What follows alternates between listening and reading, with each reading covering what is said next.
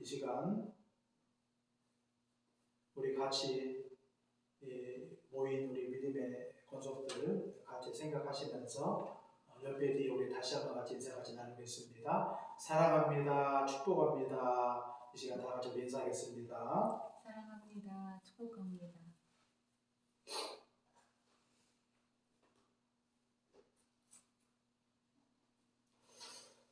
자, 오늘 이 시간 우리가 지난 시간에 하나님의 말씀은 뭐라고 그랬죠? 생명의 샘이다 그랬습니다. 하나님의 말씀은 생명의 샘이다.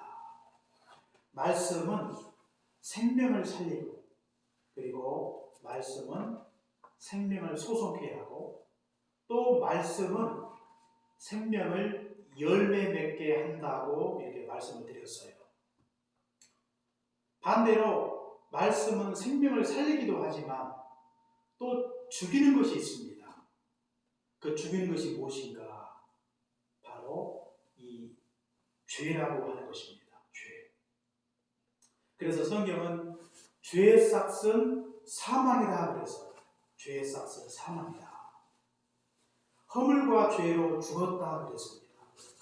죄는 사람을 죽이는 것이지만 그러나 말씀은 우리의 생명을 살리는 것이라고 이렇게 말씀을 드릴 수가 있는 것입니다.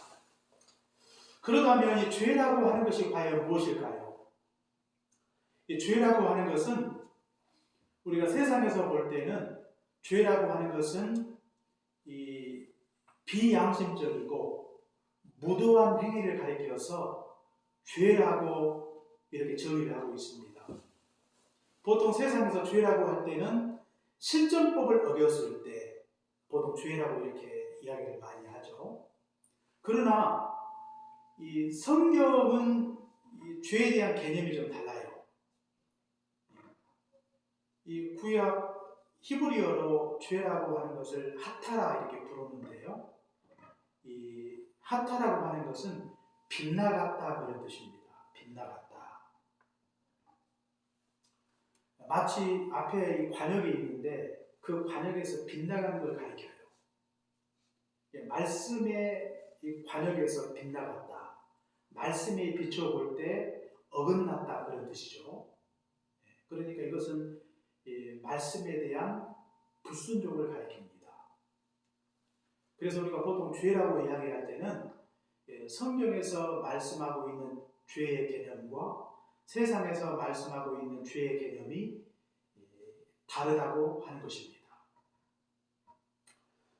말씀대로 살지 않는 것, 이 모든 것이 바로 죄라고 성경이 우리에게 가르쳐주고 있다고 하는 것입니다. 그러므로 신자는 이 죄에 대하여 어떤 자세를 가져야 될 것인가? 오늘 우리가 말씀을 통해서 두 가지를 생각해 보도록 하겠습니다.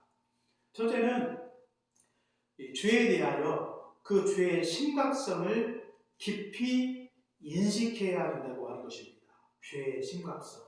우리가 성경 21절을 같이 한번 읽겠습니다. 21절입니다. 우리 한 목소리로 같이 예배하는 우리 모든 우리 지체들이 한 목소리로 같이 읽겠습니다. 시작. 죄악은 죄인을 따르고 선한 복음은 의인에게 이르느니라. 아멘. 재앙은 죄인을 따른다 그랬어요. 그러니까 이 죄가 있는 곳에 하나님의 재앙이 있다는 그런 말씀이에요.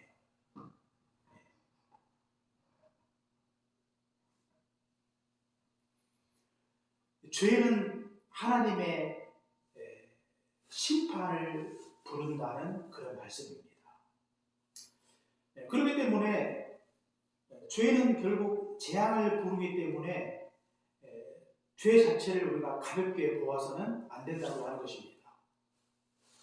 그러므로 이 죄로 말미암아 재앙이 임하게 되는데 죄로 말미암아 어떤 재앙이 임하게 되는가? 죄로 인하여 먼저 사망이 이르게 되는 것입니다. 아담의 범죄로 인해서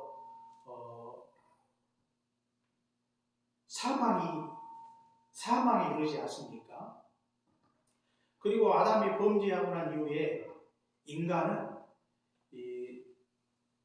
그 사망의 두려움과 고통 속에서 인간이 살고 있다고 하는 것입니다. 예수님이 이 땅에 오신 이유가 무엇입니까? 그것은 사망의 고통과 공포와 두려움 속에 살고 있는 인간에게 참 자유를 주시기 위해서 주님이 이 땅에 오신 것입니다. 그래서 우리 히브리서 2장 15절에도 말씀해 보니까 죽기를 무수함으로 일생에 매여 종노릇하는 자를 놓아주시기 위해서 우리 주님께서 이 땅에 오셨다고 성경이 분명하게 말씀을 하고 있는 것을 볼 수가 있습니다. 예수님은 이 사망으로부터 자유케 하시려고 우리 주님이 이 땅에 오신 것입니다. 이렇게 죄는 우리에게 사망에 이르게 할 만큼 무서운 재앙이다. 이렇게 말씀을 드릴 수가 있어요. 또 죄는요, 우리 인간의 삶을 철저하게 파괴하는 것이 바로 죄라고 하는 것입니다. 죄는 개인의 삶, 그리고 가정, 그리고 사회, 그리고 심지어 교회까지도 파괴할 수 있는 이 무서운 파괴력이 바로 죄에 있다고 하는 것입니다. 죄. 마치 우리가 이 마가복음 5장에 보시면 한 거라사인이 있는데 이 거라사인은 무덤 사이에 거하면서 발에 쇠고랑을 차고 또 고함을 지르면서 돌로 자신의 몸을 해하고 있는 걸 볼 수가 있습니다. 이 사람은 귀신에 들렸어요. 귀신에 들린 거라사인은 돌로 자신의 몸을 이렇게 해하고 있다고 하는 것입니다. 귀신 들린 거라사인은 자신의 인격을 스스로 파괴하고 있는 걸 볼 수가 있습니다. 마치 죄는 이와 같은 것입니다. 죄는 이렇게 자신의 인격을 철저하게 파괴하는 것입니다. 죄로 인하여 자신의 인격이 무너져 가고 있다는 사실을 스스로 알지 못한 채 죄로 인하여 그 사람의 삶이 철저하게 무너져 가고 있다고 하는 것이죠. 이것이 바로 죄라고 하는 것입니다. 죄는 우리에게 주는 것도 있습니다. 때로는 명예도 주고, 때로는 부도 주고, 쾌락과 재미를 줄 수가 있어요. 대신에 그 죄는 우리의 인격과 삶을 철저하게 파괴하는 것입니다. 그러므로 죄는 재앙입니다. 뿐만 아니라 죄는요, 이 신자들의 이 거룩한 삶을 방해하는 것이 바로 죄라고 하는 것이죠. 하나님은 우리가 이 땅에서 거룩하게 살기를 원하세요. 우리가 데살로니가전서 4장 3절에 보니까 하나님의 뜻은 이것이니 너희의 거룩함이라 그랬어요.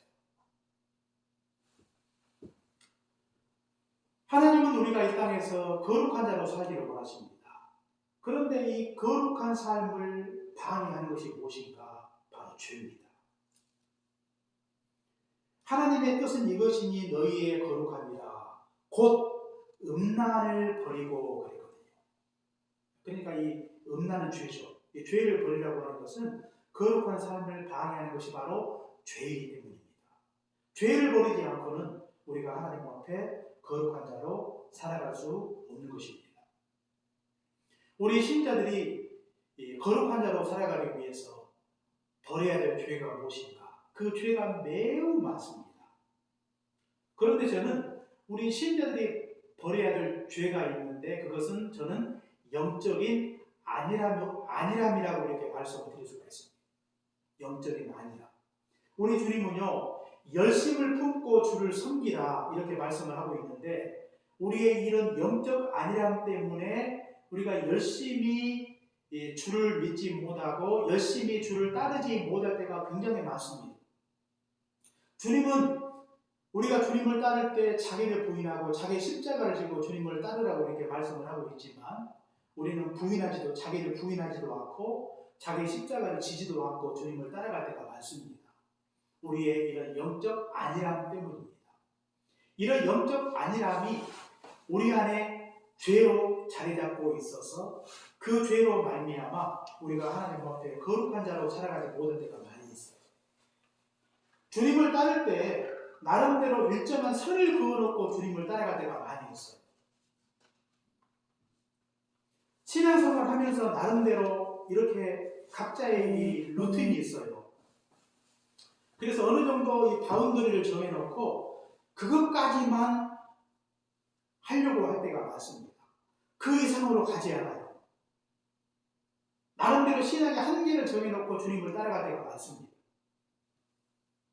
주님은 베드로에게 말씀하십니다. 깊은 데로 가서 그물을 던져라. 이렇게 주님께서 말씀하세요. 주님은 베드로에게 자신의 한계, 자신의 선을 넘어라 이렇게 말씀을 하고 있죠. 주님이 말씀하신 대로 순종했을 때 얼마 전에만 해도 바닷가에서 아무것도 잡지 못했지만 자신의 한계를 뛰어넘어 주의 말씀에 순종했더니 하나님께서 베드로에게 큰 은혜를 베푸시고 배에 가득한 그런 만선의 큰 기쁨을 허락해 주셨다고 하는 것입니다. 바로 베드로가 하나님의 말씀에 순종하여 그물을 던진 그 바다가 은혜의 바다가 되고 있는 걸 볼 수가 있습니다. 우리는 자신의 한계 속에서 신앙생활을 할 때가 많이 있습니다. 그 한계를 벗어나지 못하고 살아가고 있는 것이죠. 그것은 바로 우리의 영적인 안일함 때문입니다. 하나님은 우리에게 말씀하세요. 깊은 데로 가서 그물을 던져라. 더 나아가라. 자신의 한계, 그것을 뛰어넘으라. 이렇게 주님께서 우리에게 말씀하고 있는 것입니다. 우리가 신앙생활을 하면서 나름대로 한계를 정해놓고 그것만 하는 경향이 있어요. 그것이 우리의 신앙의 하나의 그 습관으로 이렇게 자리 잡고 있는 것입니다. 더 깊이 나아가기를 원하십니다. 왜 나는 새벽 기도에 참여하지 못하는가? 왜 나는 매일 이 경건생활을 하지 못하는가? 왜 나는 전도하지 못하는가? 왜 나는 성교 헌금을 하나님 앞에 드리지 못하는가? 여기에 대한 깊은 고민이 없어요. 전에 늘 해왔던 대로 그것에 익숙하게 그렇게 신앙생활을 감당할 때가 많습니다. 그렇기 때문에 신앙의 발전이 없어요. 신앙의 성숙이 없습니다. 거룩한 신자로 살아가지 못하고 있는 것입니다. 이것을 죄라고 인식하지 않습니다. 이건 성경이 분명히 죄라고 말씀을 하고 있어요. 열심을 품고 주를 섬기라고 했거든요. 십자가를 지고 나를 따르라고 주님께서 말씀하고 있는 것입니다. 그런데 너무 안이하게, 너무 나태하게, 적당히 주를 믿고 따라갈 때가 많이 있는 것입니다. 이것이 우리 안에 있는 죄 아닙니까? 우리는 이 같은 죄가 우리 안에 있음에도 불구하고 그것을 너무나 당연시 여기고 살아갈 때가 많습니다. 우리는 이런저런 핑계로 우리가 신앙생활을 소홀히 했어요. 이런저런 핑계를 대가면서 우리가 신앙생활을 적당히 할 때가 많이 있다고 하는 것입니다. 우리가 새벽을 깨워야 되겠습니다. 새벽을 깨워 기도하는 것은 마치 베드로가 은혜의 바다로 나아가는 것과 같은 것입니다. 그곳에 하나님이 은혜를 예비하시고 기다리고 계시는 것입니다. 그렇기 때문에 지금은 우리가 이 공간을 초월해서 우리가 새벽에 함께 모이지 않습니까? 우리 장로님들이 이 비대면 새벽 기도를 하시면서 나름대로 좋은 장점들이 있다고 많이 말씀을 하고 계시는데요. 저도 거기에 공감을 해요. 그리고 또 이 비대면 새벽 기도를 하면서 이렇게 새롭게 이렇게 나오셔서 함께 기도하는 분들이 계십니다.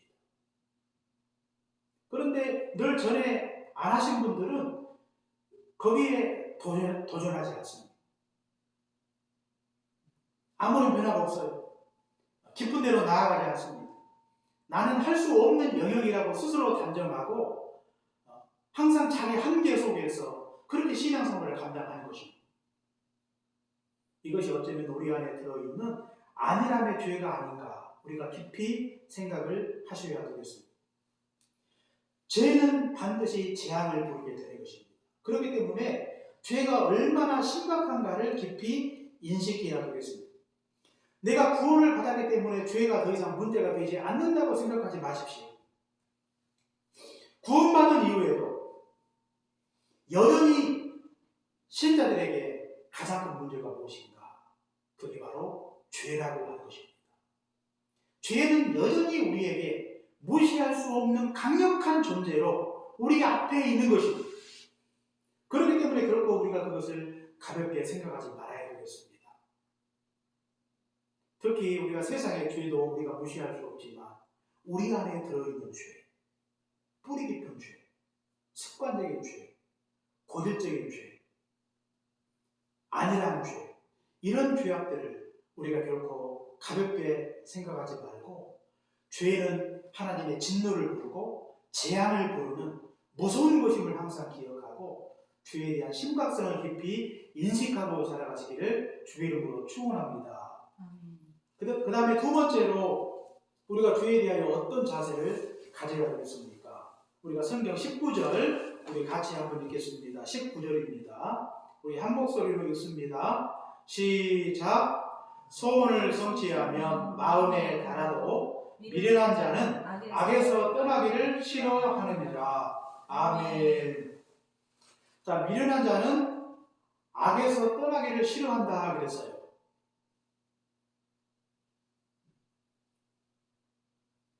미련한 자는 이 죄가 얼마나 심각한 것인가를 알면도 불구하고 그 죄에 계속해서 머물러 있는 것입니다.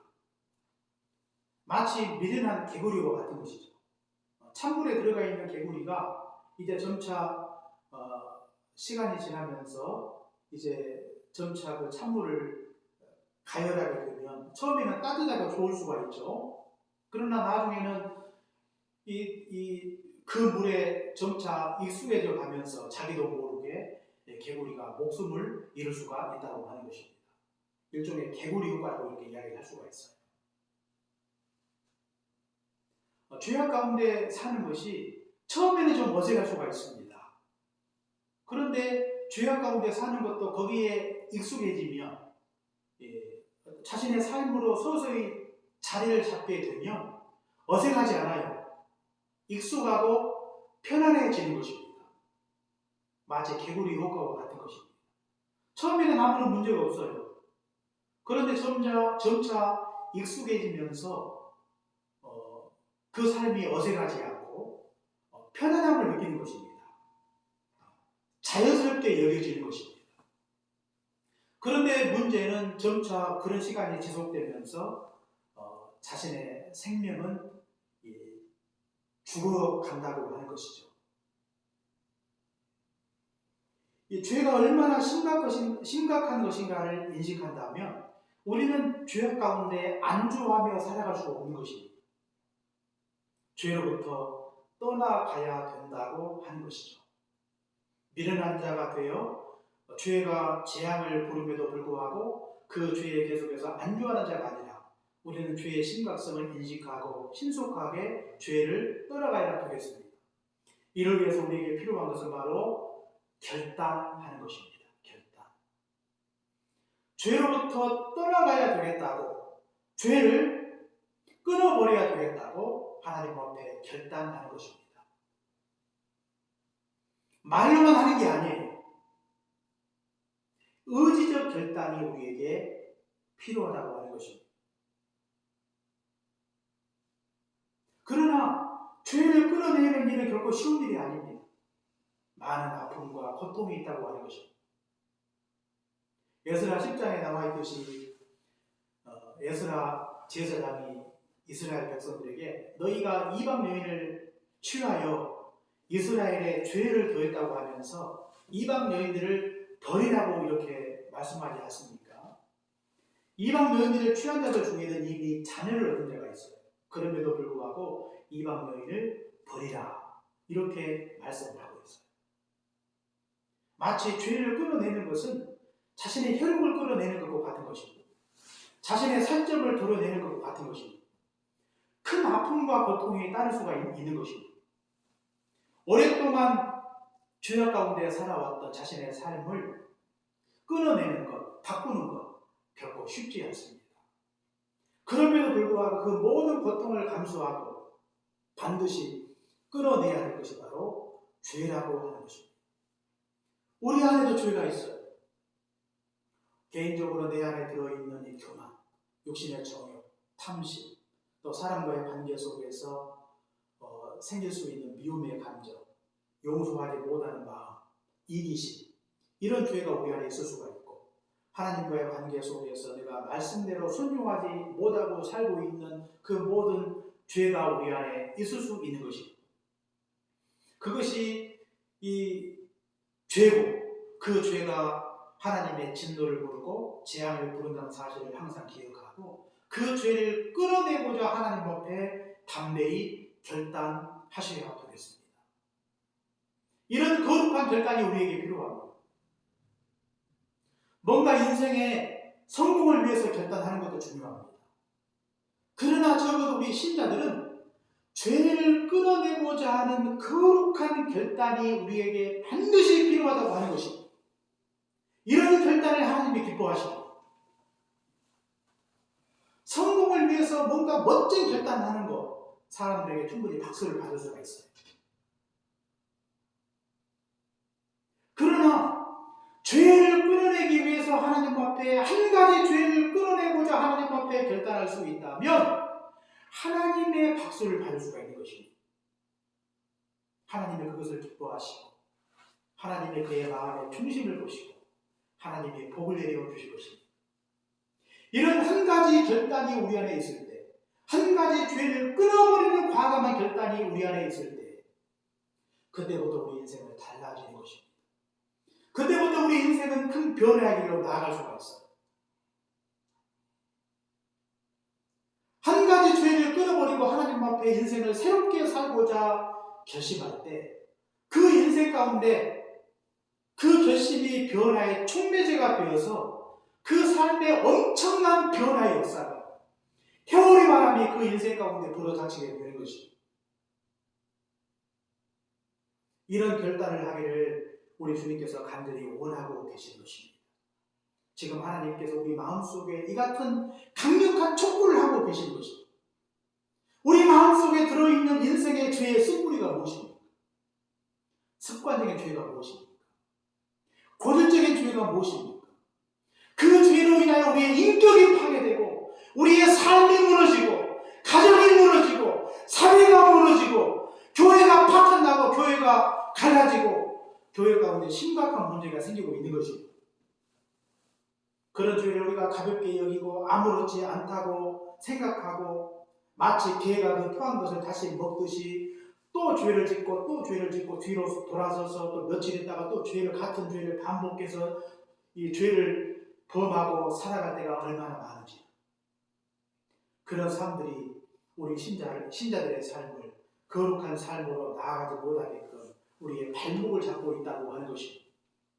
죄의 심각성을 우리가 깊이 인식하고 있다면 반드시 그 죄를 끌어내기로 하나님 앞에 결단을 하시려야 되겠습니다. 그런데 이것은 우리의 힘으로는 할 수 없는 것입니다. 우리가 하나님 앞에 반드시 기도해야 되겠습니다. 우리가 하나님 앞에 선한 결심을 했을 때 그 결단을 구체적으로 이행할 수 있도록 우리가 하나님의 도우심을 구해야 되겠습니다. 예수님도 겟세마네 동산에서 십자가를 질 수 있도록 하나님 앞에, 아버지 앞에 결단할 수 있도록 기도하는 것을 볼 수가 있어요. 아버지여 나의 뜻대로 마옵시고 아버지의 원대로 되기를 원합니다. 아버지의 뜻대로 순종할 수 있도록 그 결심을 할 수 있도록 아버지께 간절히 기도했던 주님처럼 우리도 이 선한 결심을 구체적으로 우리 삶 속에서 행할 수 있도록 우리가 하나님 앞에 간절히 기도해야 되겠습니다. 우리 주님께서 주기도문을 통해서 우리에게 기도를 가르쳐 주셨어요.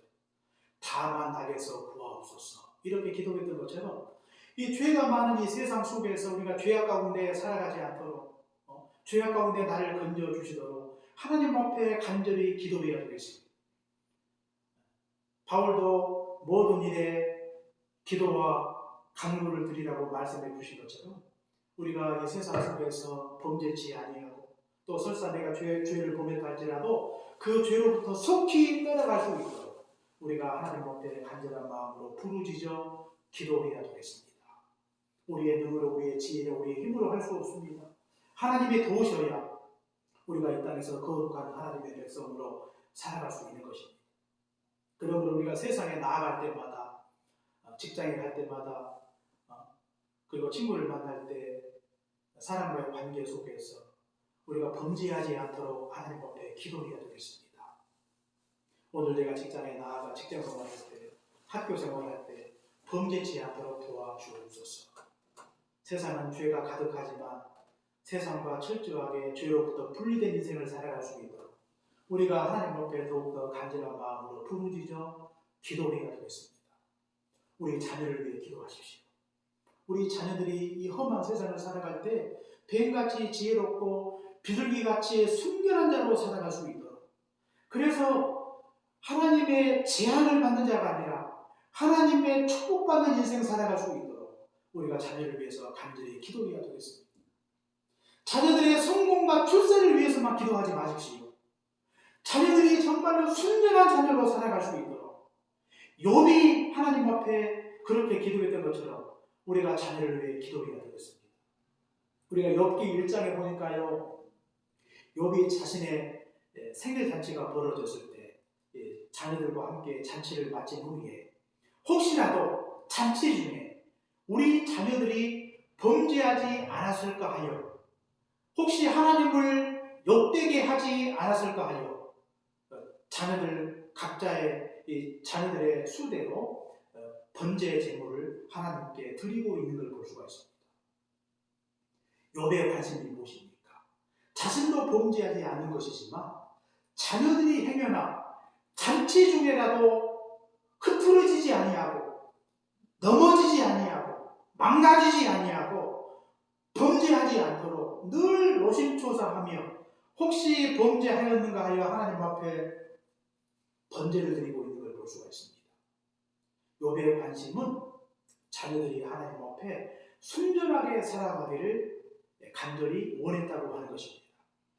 아마 욥은 자녀들을 생각하면서 그가 항상 기도한 것은 자녀들이 이 세상 속에서 범죄치 않고 순전한 하나님의 백성으로 살아갈 수 있도록 하나님 앞에 간절히 기도했을 것입니다.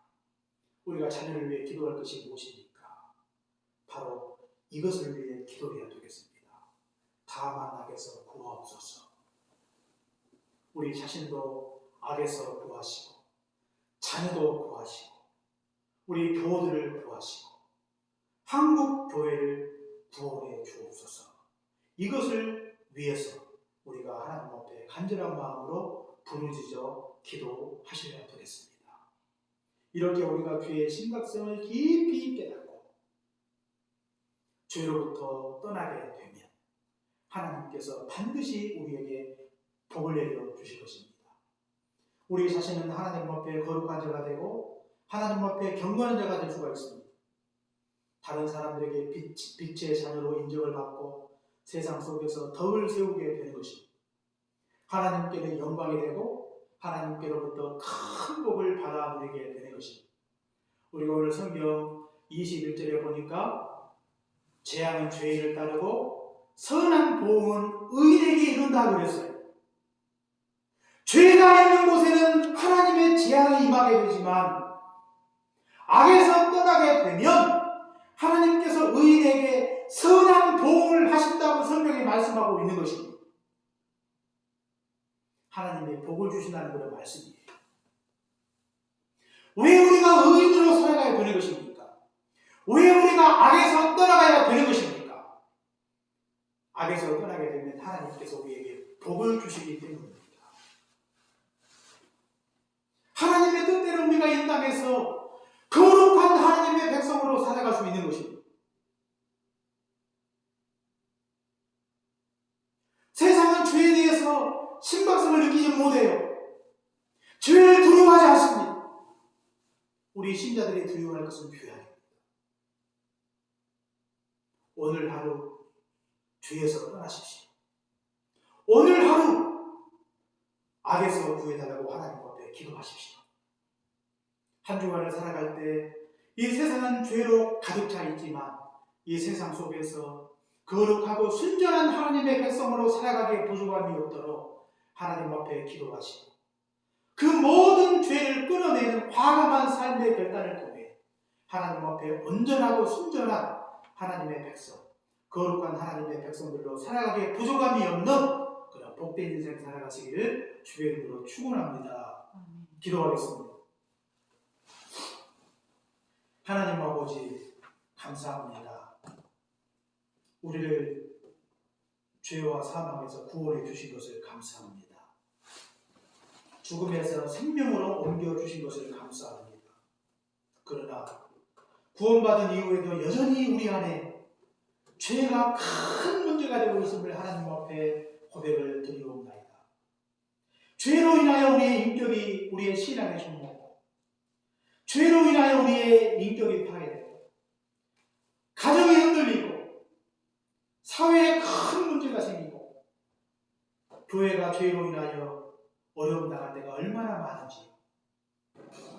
우리가 죄와 짝하여 살아서는 결코 우리에게 비전이 없음을 소망이 없음을 알게 하여 주옵시고 죄의 심각성을 깊이 인식하고 재앙이 있는 곳에 죄가 있음을 항상 기억하고 죄를 과감하게 끊어버리게 도와 주옵소서. 죄를 떠나가게 하옵소서. 악에서 우리를 구원해 주옵소서. 허락하신 우리 자녀들 죄가 많은 세상 속에서 뱀같이 지혜롭고 비둘기같이 순결한 자로 살게 하여 주옵소서. 죄에 종해되지 말게 하옵소서. 죄에 굴복하지 않게 하시고 죄와 타협하지 않도록 우리 해민교회 모든 믿음의 권속들을 붙잡아 주옵소서. 악에서 떠남으로 말미암아 의인에게 약속하신 선한 보응을 받는 복된 삶이 되게 하여 주옵소서. 예수님 이름으로 기도합니다. 아멘.